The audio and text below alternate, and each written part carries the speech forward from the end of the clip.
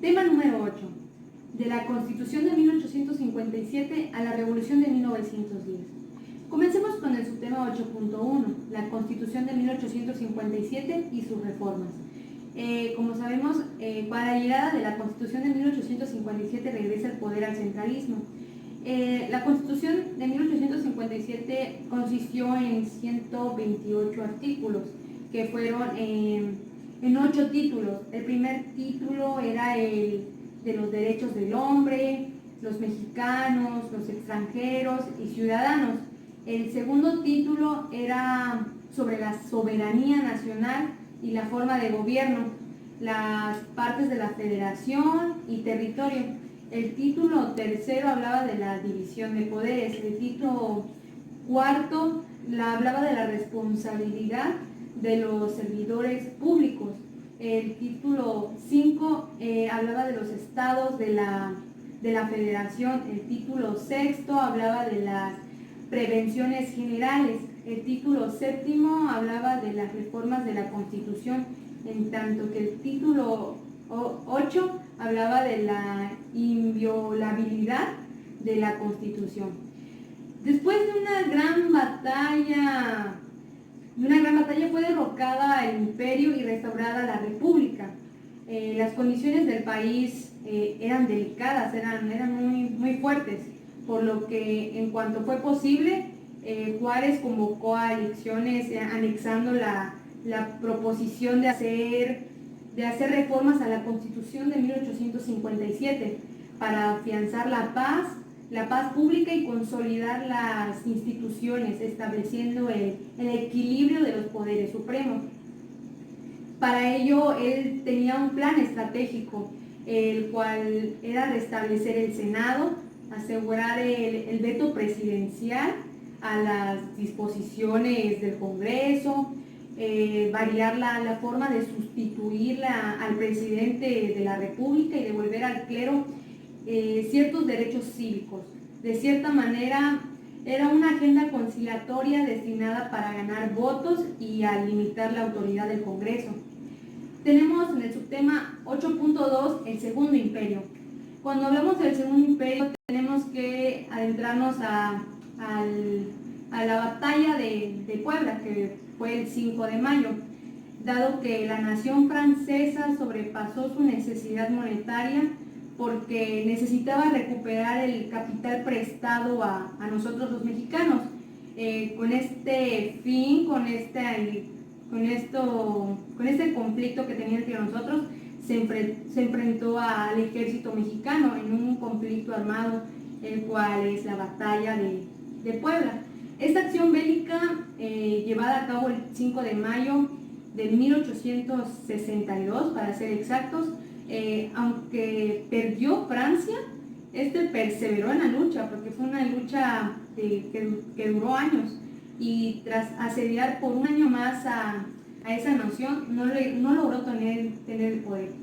De esa forma se impuso entonces la monarquía del rey Napoleón III, con lo cual fue el aumento del poder y el control geopolítico, y también creció en expansión territorial la nación francesa. Así que el llamado Segundo Imperio Mexicano tuvo un lugar en un lapso que va desde 1864 a 1867. Tenemos un factor que ayudó al desvanecimiento del Segundo Imperio en México, la cual fue la falta de apoyo de la Iglesia Católica, los conservadores e inclusive los mismos liberales, quienes advirtieron al peligro de sus intereses particulares, por lo que pidieron la vuelta al gobierno de Benito Juárez. Como subtema 8.3 tenemos el movimiento codificador. Cuando hablamos de codificador, estamos refiriéndonos a códigos civiles, entre ellos tenemos códigos civiles de 1870 y 1884. El de 1870 fue un proyecto definitivo del Código Civil para el Distrito Federal y Territorio de Baja California, que surgió a base de trabajos anteriores a Justo Sierra y al Código Civil del Imperio Mexicano. Fue aprobado en el Congreso de la Unión el 8 de diciembre de 1870, iniciando su vigencia a partir del 1 de marzo de 1871, concordando con el triunfo modelado político liberal que se consolidó con el de 1884. Su texto fue acogido prácticamente por todos los estados de la República. Entonces, seguidamente está el Código Penal de 1871, que se promulgó el Código Penal para el Distrito Federal y territorios de la Baja California sobre delitos de fuero común y para toda la República sobre los delitos contra la Federación, mismo que empezó el 1 de abril de 1872. Al final tenía concluida una ley transitoria sobre procedimiento penal, siendo reformada en materia de robo, adulterio, homicidio, incluida la ley transitoria sobre procedimiento penal, siendo reformada en 1884. Tenemos el Código de Comercio de 1884 y 1889. Esto es derivado de una reforma constitucional en 1883, donde se le otorga a la Federación la facultad exclusiva de legislar en materia de comercio. El 15 de diciembre del mismo año, el Congreso le otorgó facultades al Ejecutivo para expedir un nuevo Código de Comercio, que hizo el 20 de abril de 1884, nombrándole Código de Comercio de los Estados Unidos Mexicanos, iniciando su vigencia el 20 de julio de ese año. Ese código fue sustituido por el actual, promulgado el 15 de septiembre de 1889 y publicado en el Diario Oficial de la Federación el 7 de octubre del citado año, entrando en vigor el 1 de enero de 1890. Su fuente básica fue el Código de Comercio Español de 1885. Como subtema 8.4, vamos a hablar del desarrollo del juicio de amparo. El amparo tiene su origen en la Constitución yucateca de 1841, ya que su contenido se desprende de conceptos, fundamentos como la libertad religiosa, las garantías individuales y propiamente el juicio de amparo, mismos que hasta nuestros días se sigue conservando y fueron establecidas en la Constitución Federal de 1917. Este es un antecedente y principio sobre el cual descansaría la procedencia del juicio de amparo en las constituciones de 1857 y 1917. Básicamente en lo relativo a la instancia de parte agraviada y la relatividad de las sentencias dictadas en este juicio, en la Constitución del año 57 se consagró de forma definitiva el juicio de amparo, reglamentando por sus leyes orgánicas se expidieron posteriormente. Así los artículos 101 y 102 de dicha Constitución, pero que se cambian en la Constitución de 1917, siendo los artículos 101 y 102 de la Constitución del 57, pasaron a ser el 103 y el 107. Como subtema 8.5 tenemos el derecho administrativo, fiscal y notarial. Comencemos con el derecho administrativo, que como consecuencia de los diversos cambios de poder, el país se encontraba inestable en todos sus ámbitos, por lo que era difícil que los gobiernos pudieran ejercer de manera efectiva sus facultades. Históricamente, entre los años de 1817 a 1910, se logró con la gobernabilidad en un reducido sector del mexicano, con el fortalecimiento real del poder ejecutivo con los ideales de libertad, de orden y progreso, puntos del derecho administrativo. En materia de vías de comunicación se dio el auge en la construcción de ferrocarriles, por lo que desde 1877 se comenzó a legislar de esta manera, y en 1881 se dictó la primera ley ferrocarrilera, que también contenía lo relativo a vías telegráficas y telefónicas. En el año 1894 se crea el Registro Público de la Propiedad con el objeto de garantizar la legalidad y el respeto de la tenencia de la tierra con la inscripción de los títulos correspondientes. Tenemos el derecho fiscal y notarial, que esto en la Constitución de 1857 era omisa, la omitían respecto a la distribución de competencias en materia fiscal. Solo otorgaban al Congreso facultades para expedir aranceles e impedir restricciones al comercio interestatal. Los estados de la República se mantuvieron subordinados para el desarrollo de sus distintas funciones en los ingresos de la Federación. En el año 1879 se dictó una nueva ley en la materia fiscal, donde se estipulaba una nueva ley en materia tributaria, donde se tenían facultades tributarias exclusivas. En ese mismo año, la Corte ofreció el sistema de coincidencias en la Federación y los estados en materia tributaria, limitándose a lo que consagraba la Constitución. El derecho notarial, en el siglo XX, cuando la institución notarial funciona como la conocemos actualmente, ya que surgen leyes que regulan la materia de una manera más clara, más legible en cuanto a su organización y funcionamiento. De esta manera se da la estructura y organización en México a principios del siglo en cuanto a la materia notarial.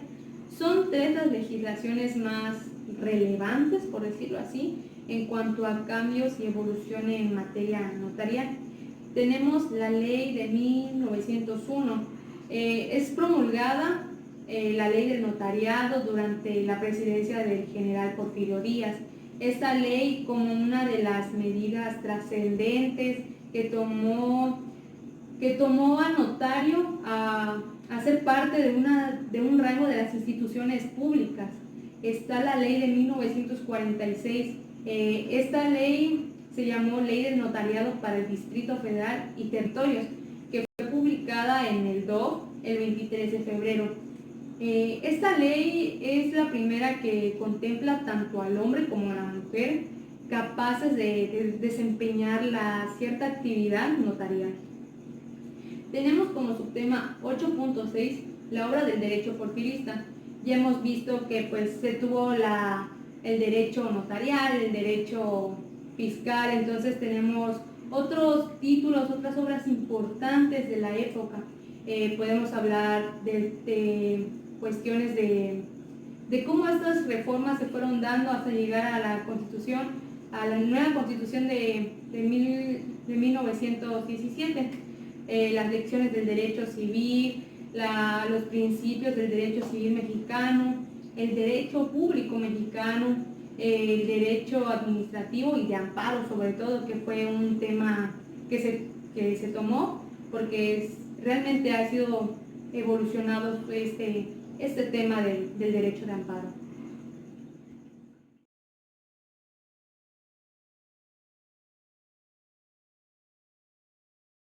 Número 9, que tiene por título La Revolución y la Constitución de 1917, en el cual el subtema 9.1 nos habla acerca de los planes revolucionarios, que son del Partido Liberal, el de San Luis Potosí, el de Ayala y el de Guadalupe. Comencemos hablando con el plan del Partido Liberal, que este plan consistía más que nada en quitar la no reelección y quitar del poder a Porfirio Díaz, que ya tenía una cifra de 30 años en el poder. Entonces ellos querían quitar a Porfirio Díaz y hacer de la no reelección. También se habló de los ciudadanos, que los ciudadanos podían ya formar parte del ejército por su propia voluntad, no obligatorios. También habla de la libertad de expresión, la de libertad de prensa y de pensamiento, que ese es un punto clave también que ha fundado hasta nuestra actualidad.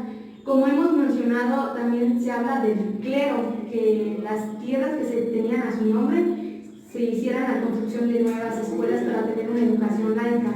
En cuanto al tiempo de duración para el poder presidencial, la redujeron a 4 años. Seguidamente hablaremos del plan de San Luis de Potosí. Este fue fue con el que se inició la revolución, que fue proclamado por Francisco I. Madero el 20 de noviembre, donde hace un llamado al pueblo al levantamiento armado en contra de todas las autoridades que en ese momento gobernaban, ya que declaraban nula la elección de Díaz, como ya habíamos dicho, ya tenía más de 30 años en el poder, y de todos los miembros del Poder Judicial y Legislativo. Señalaba el mal funcionamiento de las instituciones, el escaso respeto a los derechos del ciudadano, la corrupción de los poderes de la Unión y el despojo de tierras que habían sufrido los campesinos, en especial los indígenas, que no tenían esas tierras, esos privilegios que tenían antes los cleros. Seguidamente hablamos del Plan de Ayala. Este Plan de Ayala fue expedido por Emiliano Zapata el 28 de noviembre de 1911, que se adhería al Plan de San Luis de Potosí, mismo que demandaba la restitución de terrenos, montes y aguas a los ciudadanos y pueblos cuando estos comparaban su calidad de propietarios con los títulos correspondientes, ya que no era un tema que carecía mucho en la Constitución. No hablaban de esos temas al respecto en ese sector, por decirlo así, de la clase baja. Tenía el fin de la expropiación de la tercera parte de los monopolios a los propietarios, previa indemnización para entregársela a los ciudadanos y pobladores a fin de crear ejidos, fondos legales y campos de sembradura o de labor. Tenemos el Plan de Guadalupe. Aquí Carranza inició este plan en Veracruz en 1914, adicionado al Plan de Guadalupe con el lema Constitución y Reforma, y su idea se concilió entre las diferentes fracciones revolucionarias. Aquí proponía una restitución de tierras, la disolución de los latifundios y la formación de la pequeña propiedad mediante leyes agrarias, reformando el Código Civil, Penal y Mercantil, así como el procedimiento judicial de leyes de agua, minas y la garantía del pleno goce de los derechos de los ciudadanos e igualdad ante la ley. Como resultado de todo esto, Carranza con sus aliados expidieron el texto constitucional, entre ellas la ley del municipio libre y del divorcio, la ley agraria obrera y las reformas al Código Civil en 1915. Por último, en el subtema 9.2, la legislación preconstitucional. Aquí el Congreso Constituyente se instaló en la ciudad de Querétaro, iniciando las juntas preparatorias el 21 de noviembre de 1916. El 1 de diciembre Carranza entregó su proyecto de constitución reformada, la cual se sometió a estudios y debates, como es en todo poder constituyente. Aceptaron y modificaron y adicionaron además contenido, incluyendo importantes reformas en materia laboral y agraria, sobre todo en agraria, que no quisieron dejar leyes secundarias. Las modificaciones fueron suficientes para que el proyecto de reformas que se convirtieran en una nueva constitución. En el subtema 9.3, que es la Constitución de 1917, con todo lo que ya hemos mencionado antes, el 31 de enero de 1917 se firmó la Constitución y por la tarde se rindió la protesta de guardarla tanto para los diputados como del primer jefe, llamándolo Constitución Política de los Estados Unidos Mexicanos, que reforma a la del 5 de febrero de 1857. Fue producto de un movimiento social revolucionario de 1910. En consecuencia, tiene un origen en su poder constituyente revolucionario.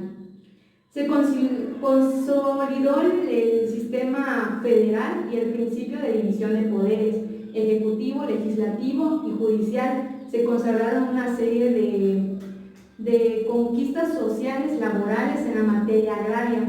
No reconoció personalidad de las asociaciones religiosas, dejó por afuera, ahora sí que a la iglesia, ya no, que no tuviera tanto poder en el Estado. En materia de amparo se consideró su permanencia en el derecho mexicano. Algunas generalidades de esta Constitución es que la soberanía nacional reside esencial y originalmente en el pueblo. En todo tiempo puede alterar, modificar la forma de su gobierno si no está de acuerdo. Se hace la alusión de los tres poderes: el poder ejecutivo, que va a residir en el presidente de los Estados Unidos mexicanos. Es una elección del presidente, será de forma directa. Tenemos el poder legislativo, que es el Congreso bicameral, donde están los diputados y senadores, y el poder judicial, la Suprema Corte de Justicia y tribunales colegiados y del distrito, que se compondrá de 11 ministros y funcionarán en plenos. Las audiencias serán publicadas para que haya sesión en la Corte que sea necesaria, que concurra cuando por lo menos dos terceras partes del total de miembros. Las resoluciones se tomarán por la mayoría absoluta de votos.